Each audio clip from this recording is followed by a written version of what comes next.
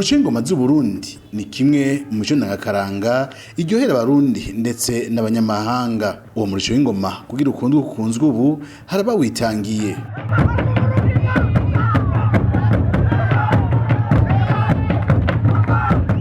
Mu Burundi buri mwaka haraba amahiganwa atandukanye yitira umuco w'ingoma, aho imigwi itandukanye iserukira intara ihurira Igitega igahiganwa, gutyo agatorwamwo imigwi ya mbere itatu ikanahabwa ubushimwe. Muri ayo mahiganwa yose yabaye, umugwi wa Gishora niwo akenshi wakunze kuba uwa mbere, ugakurikirwa kandi kenshi n'umugwi w'amagaba wo mu gisagara ca Bujumbura.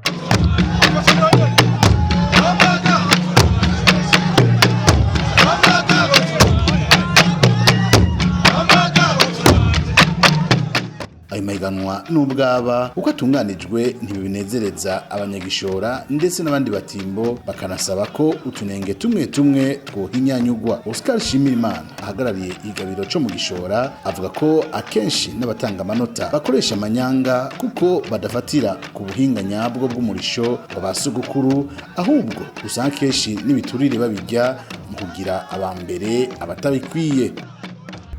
Mu bisanzwe amahiganwa maze imisi mbona utunenge tuba nutwa abantu batanga amanota. Je novuga ko ari amanyanga nyene harabamwe igiturire. Aboshirwa muri jiri tutariko turahendana n'abantu bakurikiranye ibintu vy'ingoma. Dufate nk'umuntu yigeze kuvuza ingoma, arakwiye kuja muri jiri akamenya ingoma ingene bimeze vy'ingoma, akamenya imigenzo y'ingoma, akamenya ikintu kizira mu ngoma, akamenya amategeko y'ingoma. Bijya byose twama twubahiriza kujya kuntu ingoma zitonda, kujya zivuzwa n'ibindi akabaza ivyo, agaheza akaja muri jiri, agaheza akaza gutanga amanota. Jewe hari ikintu kintangaza, hari ibintu nkunze kumva bikunda gusohoka kandi si kumva no kubisoma, ndakunze no kubisoma, ukaza wumva ngo handitswe kirazira ngo kirazira kikaziririzwa umuntu azohaririza ivyo jiri yafunditse. Nukuvuga azohaririza ivyo abatanga amanota bafunditse. Nimba bafunditse yuko bizogenda uku, umugwi bazoha amanota bisunze iki ngo ntihagire umuntu n'umwe ngo ahaririza ngo jiri. Ivyo rero navyo ni biri mu bintu bintangaza. Umuhinga mu kuvuza ingoma Oscar Shimirimana avuga ko mu ngoma zivuzwa hakicibonekezamwo utunenge tutari duke mu migwi myinshi, akanabatekerera impanuro. Mu bisanzwe amakosa arahari.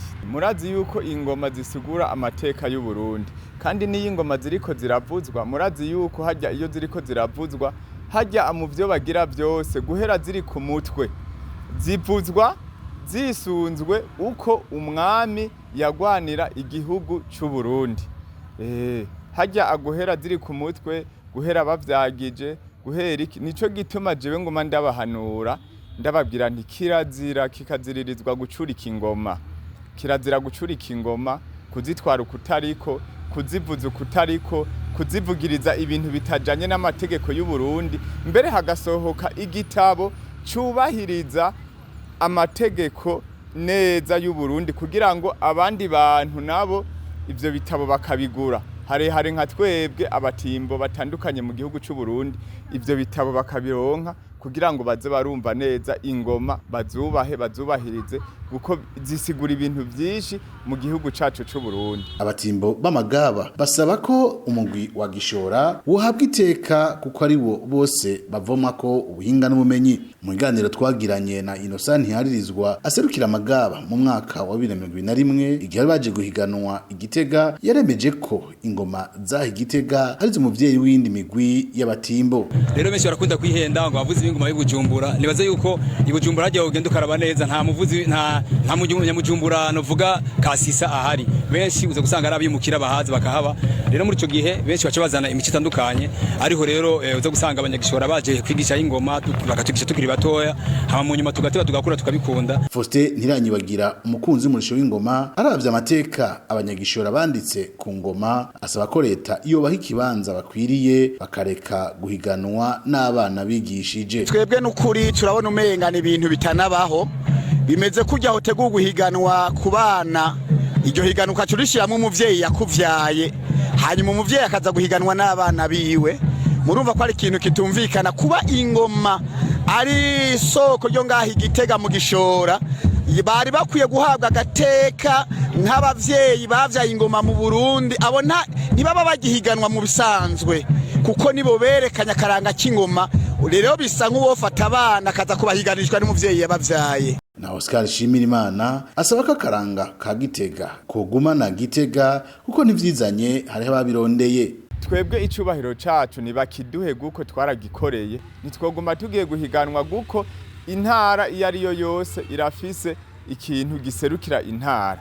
Murazi kuva mu mwaka w'ibihumbi 2014 igihe ingoma z'u Burundi zategwa iteka zikandikwa zigashirwa ku rutonde rwo kuja muri UNESCO. None Sumutama Antime Waranshakaje yararongoye ingoma zo mu Gishora, yagiye mu Bufaransa i Paris bagafashanya n'abandi kubisinya. Ivyo none ntibizwi.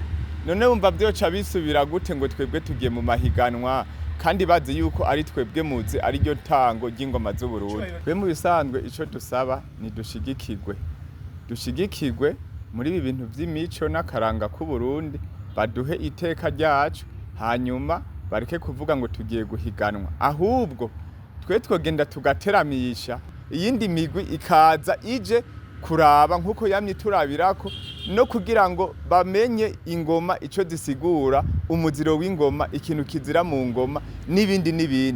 Hanyuma hageze ko batanga amanota bakavuga ati umugwi wabaye wa mbere n'uyu, bakadondagura, hanyuma bagasubira ati mugabo hariho uwundi mugwi utagihiganwa guko ari wo mugwi iyi migwi yose iri ngaha yarabiye ku uwo mugwi si uwundi barawuzi, ni twebwe abanyagishora, bikagenda uko. Haraciye imyaka itari mike kuva muri 2013 tugira amahiganwa. Twebwe rero ntibodufata nk'uko turi imboneza z'izindi ngoma zo mu Burundi, ntibagume bavuga ngo tugiye guhiganwa imyaka yose ngo tugiye guhiganwa yayo. Kandi nk'akarorero murazi mu mwaka uheze n'igihe ingoma batanguza indwi yahariwe ingoma, murazi yuko ari je namanukanye umuvugangoma nka uwo umushikiranganje yagiye gutera umuvugangoma je wose kare manukanye i Bujumbura. None kubera uko umuvugangoma ntiwari kuva n'ahandi, nibaduhe iteka ry'iwacu guko twararikoreye.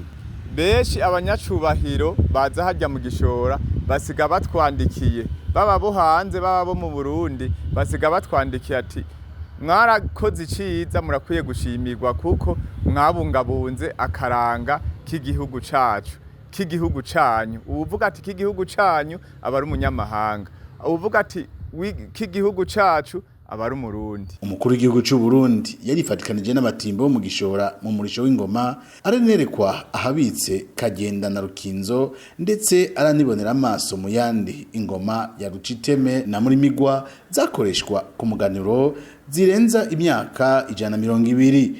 Ivyo vyabereye mu gabiro cyo mu Gishora. Abarundi n'Abatimbo cabaye ikimenyetso cerekana uruhara se Barundi aho murisho w'ingoma ndetse n'abanyagishora.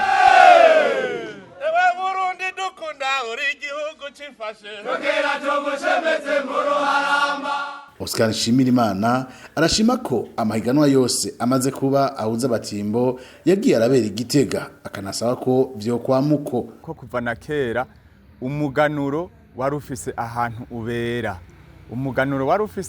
ubera, kandi murazi yuko za ngoma Ruciteme na muri Migwa ziri hajya mu Gishora zaheza zikavuzwa ku munsi mukuru bita umuganuro. Kandi murazi umwami nawe kariwe yatanguza uwo muganuro akagira imigirwa yo guhezagira imbuto, hama akavuzana ya ngoma akagenda kugira izo zindi ngoma zishobore kuvuzwa. Twebwe rero ivyo nta gaciro na gato y'ibiduha. Izo ngoma ayo mahiganwa akwiye kubera Igitega guko ariho umuzi w'ingoma z'u Burundi uri. Nukuvuga ubu ubiravye neza amahera araruta imico, amahera bayasumbishije umuco. Ubu twe dushira imbere inoti, ntidushira imbere imico yacu.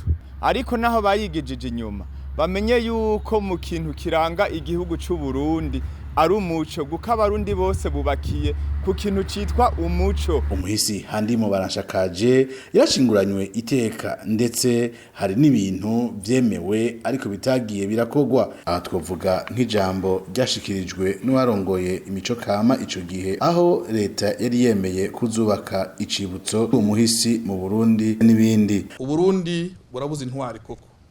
Le Burundi vient de perdre un héros vraiment, un homme de grande valeur. De par toutes ces bonnes choses faites pour notre pays, avec bravoure et sagesse extraordinaire, le gouvernement du Burundi promet de construire un monument afin qu'il soit inoubliable dans notre pays, dans notre jeunesse, chez les adultes et parmi nos héros. Que Dieu ait son âme. Imana imwakire mu bwami bwayo. Oscar Shimirimana agasaba ufise ico yemeye kugikora akanasaba kandi ko banahabwa agaciro bakihari. Bisanzwe ingene bamushinguye leta yaradufashije n'ukuri arashingurwa n'amahoro, byari ibintu binezereye. Yarashinguwe n'amahoro n'ukuri. Hama ikintu nsaba umuntu ntiyokundwa aruko amaze kugira ingorane cyangwa aruko amaze kwitaba Imana, umuntu yoshigikirwa cyangwa agakundwa akiriho. Nk'ibi ndiko ndashikiriza bakabikunda bakabizirikana kugira ngo twese tugume dukunda imico yacu. Nubwo biruko abanyagishora barakengurukira Sebarundi ruhara ntangere yerekanye mu gushigikira umurisho w'ingoma zo mu Burundi adasize inyuma ikigabiro ca Gishora.